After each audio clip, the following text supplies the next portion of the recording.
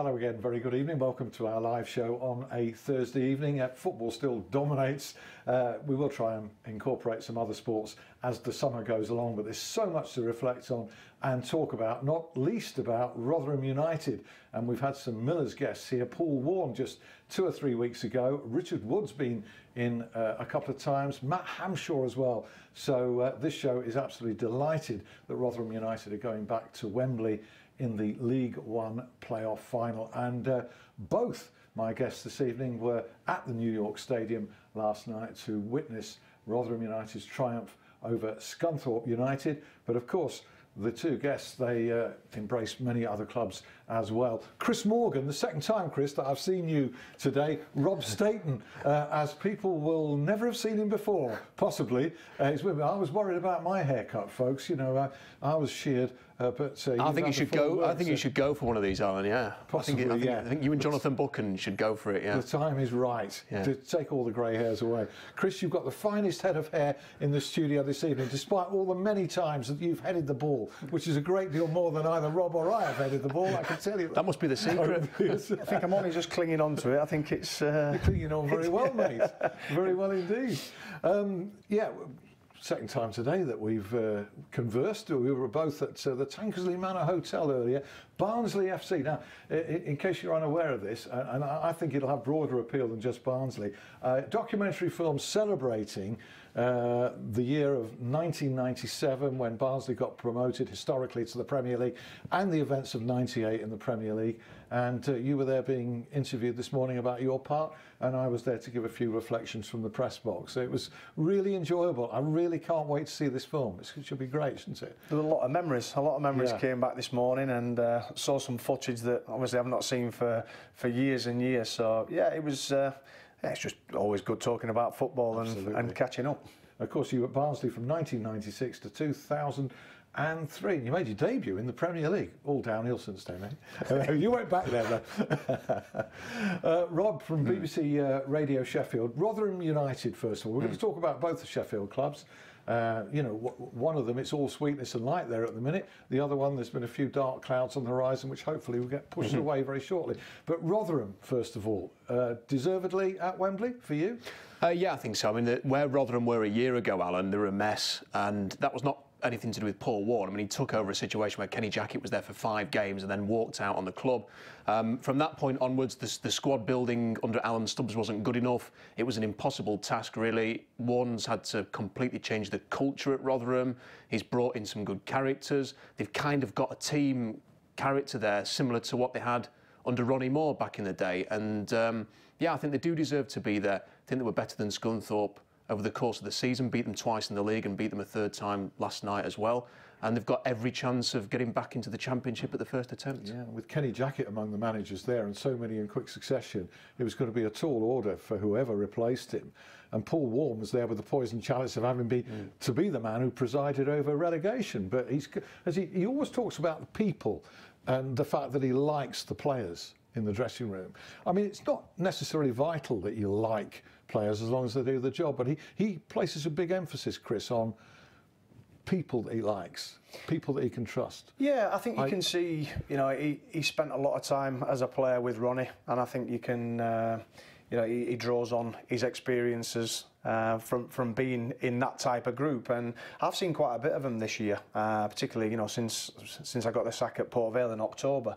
Saw a lot of their games, and I was always impressed by the style, about the way they went about things. They were always, you know, well organised. They look a fit bunch, obviously, you know, coming from Paul's background. You know, so if you've got a fitness and you've got an organisation, you've always got a chance. And I've always come away from the New York Stadium being impressed by how Rotherham have done. And they've entertained as well this season. There's no doubt about that. They've played some really good football. I thought Scunthorpe did as well, by the way. Yeah. Over the two matches. You know, you were there in a different. Obviously, you're there with a microphone. Now you're in a different role these days, Morgs. Interesting that you say, since I got the sack at Port Vale. Most people say, euphemistically, since I left, don't they? You just confront it. Part of football. You get the sack, you get hired, and you get fired. That is football management. You know, you get, like you've just said there, you get hired, you get fired, and you know, you can say gracefully left Port Vale, but you know, let's face it, it was the sack. You know, you end up coming out, and you know, you have to get on. You have to dust yourself down. You have to you know, you have to find something else to do. So pretty much the attitude you displayed on the field, really. Give the knocks out and take the knocks back. But you've got a new role now with one of the leading agencies, football agencies, Stella, with Jonathan Barnett. Tell us about that. That's why you were at Rotherham, wasn't it? Yeah, I was. We got a few players within the company that were playing last night. Josh Emmanuel, Richard Wood, Joe Mattock. You know, so they, and I look after the Yorkshire area for the Stella Group. I work for, you know, we have two offices, one in Liverpool, one in London, and Dave Lockwood, who was my agent as a player, you know, from 2002. He asked me, you know, whether I'd be interested in getting involved in the agency side of the game. I'd had from October to December, you know, sort of at home twiddling my thumbs. And, you know, I just thought it was an excellent opportunity to look at. You know, I know the company, I know the people with inside it. And, you know, it was a case of, you know, I've been given an opportunity to work for, as you've just said there, a worldwide renowned company. And, you know, I've grasped it, and you know, I've got to say I'm really enjoying it. It's different, totally different. You know, obviously you've not got that time on the grass, etc. You're not dealing with bigger groups. It's often dealing with individuals. Yeah, and hopefully a lot more secure than football management or coaching, eh? Yeah, it's certainly got a lot more, you know, sort of longevity to the job. But still, it's a job that you've got to do properly. You've got to, you know, you've got to work hard at it. You've got to get out. You've got to, you know, you've got to do the hours. You've got to watch the games. And but it's kept me in. You know, it keeps you involved in football. It's, you know, let's face it, Alan, it's all I've known since I was 16 and I left school. But you know, a different path. I've got to the road. You know, one went left, one went right, and I've decided to go on the right path. So we'll see where it takes me. But at this moment in time, I'm loving it. Great. I'll talk more about that later, exactly what it involves, and when you go and watch players, what you do. Do you yourself approach potential players that you'd like to get on the books, that kind of thing? Rob, we see agents. Imre Varadi is one that we see, and he seems to have made a very good living out of it for a number of years. He looks, well, he looks pretty resplendent whenever I see Imre. He never used to dress like that just when he was out of playing. Well, there's one or two, I mean, that you bump into that have gone down that. I mean, Brian Howard's another one who's done a few games at Radio Sheffield and has gone down that route as well and has moved in and become an agent.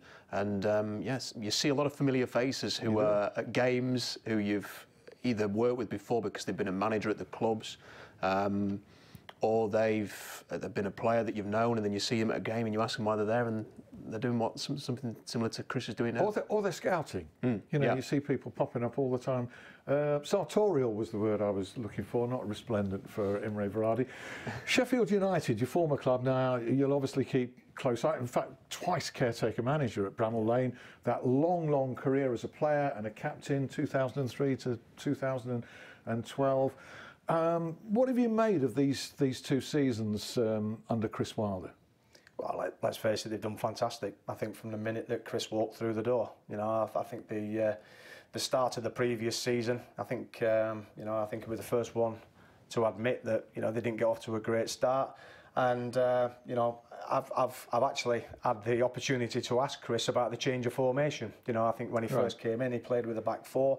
They switched. I think it was Gillingham away. They switched to a back 3, a back 5, whichever way you want to look at it. And you know, I don't think they've looked back. You know, I have seen games where they do switch within the game. I think they obviously work hard on the training pitch at, you know, changing the system and going a different way, but certainly the 3-4-3, 3-5-2, whichever way you want to look at things, it certainly worked for them, and I think they've played some fantastic attacking football. You know, you see Jack O'Connell, a left side centre back, and you know, he spends more time on the left wing overlapping.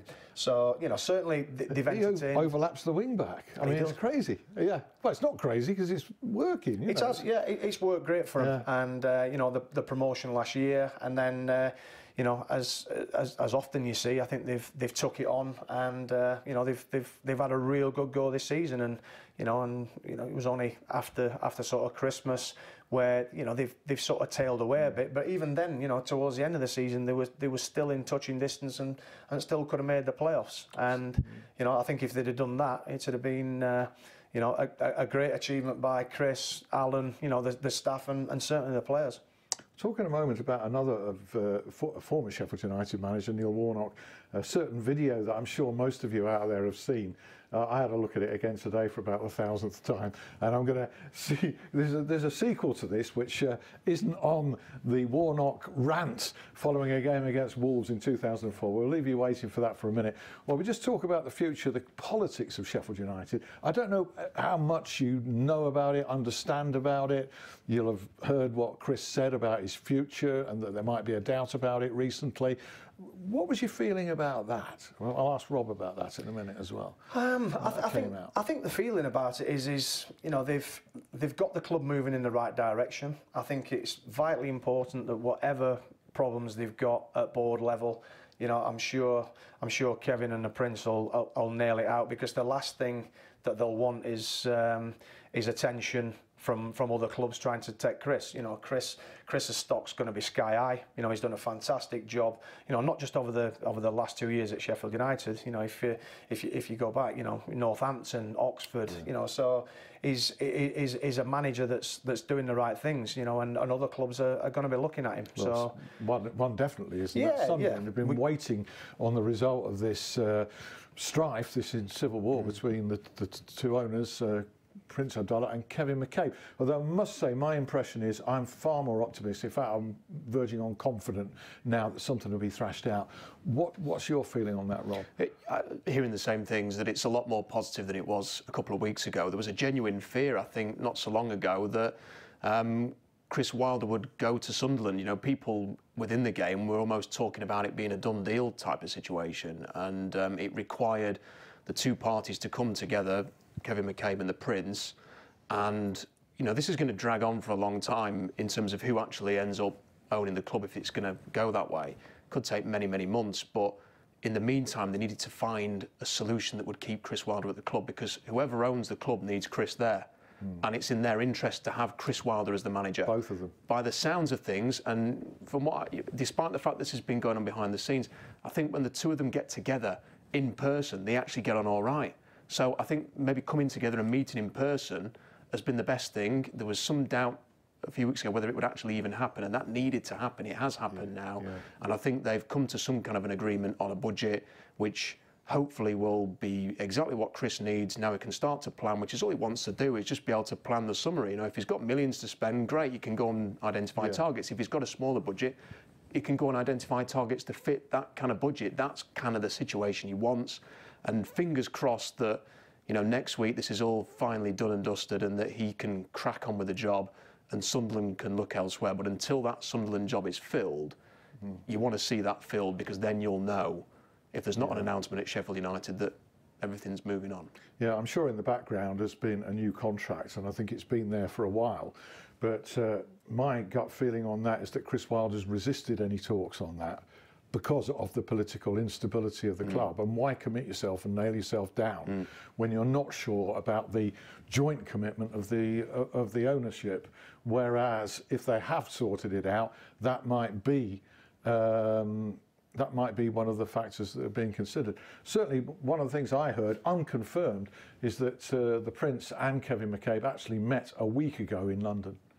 And that the meeting didn't take place this week. Well, that created, while we thought it was this week, that created that week behind the scenes for them to sort out some of the detail. We'll have to see, won't we? Yeah, let's hope. Let's hope. And as I say, I'm pretty confident now he'll stay. Is that your gut feeling as well? Yeah, I think you can see that, you know, the passion that Chris has for the club, and I think the last thing that Chris would want to do is leave Sheffield United.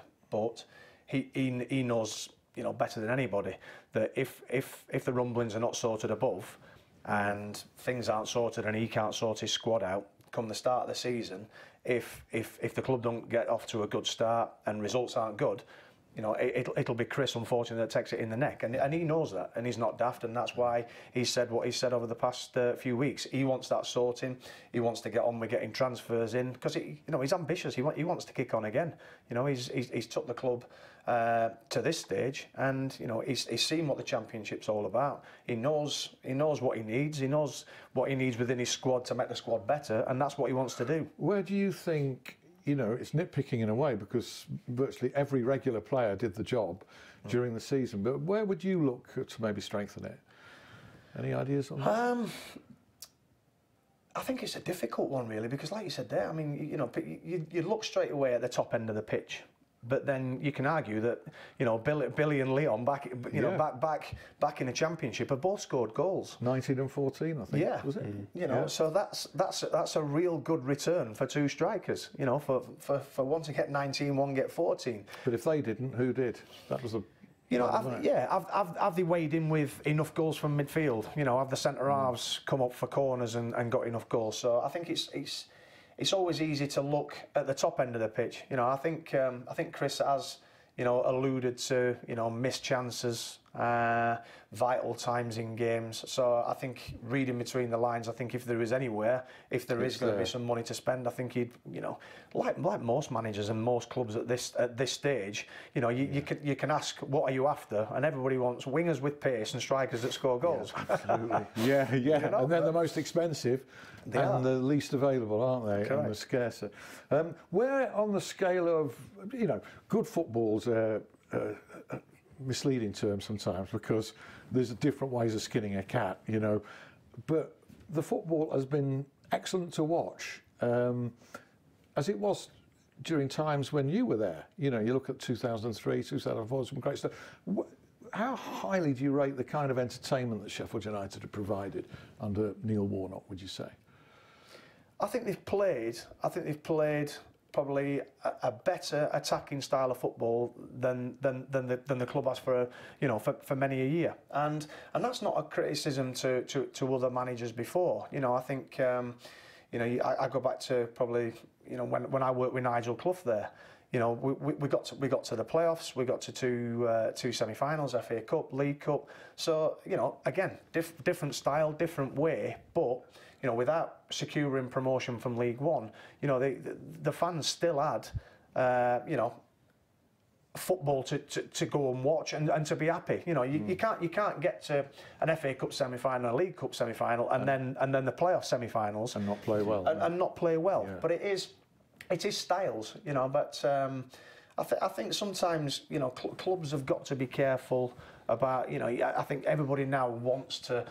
It used to be Barcelona, and then everybody's now talking about Man City. Man City play a fantastic style of football, similar to Sheffield United, an attacking style, and many times this year I think Chris's thing's been, if the opposition score 2, we'll score 3. It's not been a case of we play for a clean sheet and we win 1-0, but we've seen other managers that have had success at doing that. So indeed.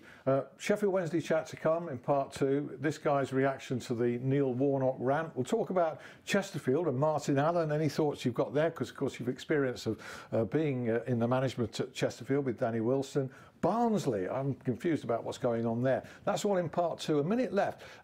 Sheffield United, the excitement, the entertainment this season, where does it measure for you? Yeah, I mean, for me, it's just been a pleasure to watch Sheffield United under Chris Wilder because they have a go. And there are so many teams, maybe not so much now, but in years past, that would just put everybody behind the ball, the back foot. There might as well be a brown line across the back four where the pass has just been across the line over and over again, waiting for to draw the other team out, whereas Chris Wilder's teams tend to just have a go, and the way that they play with those centre halves moving forward has been a joy to watch. So yeah, I think very exciting.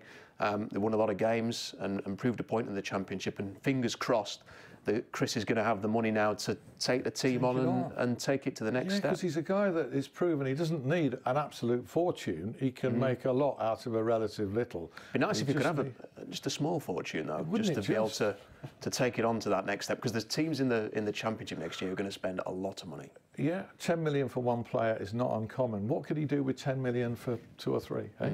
That's a thought, isn't it? Hold that thought for 5 minutes. We will be back. James Gregg will round up the whole sporting scene here, Rob Staton and Chris Morgan with plenty more thoughts. We'll see you then.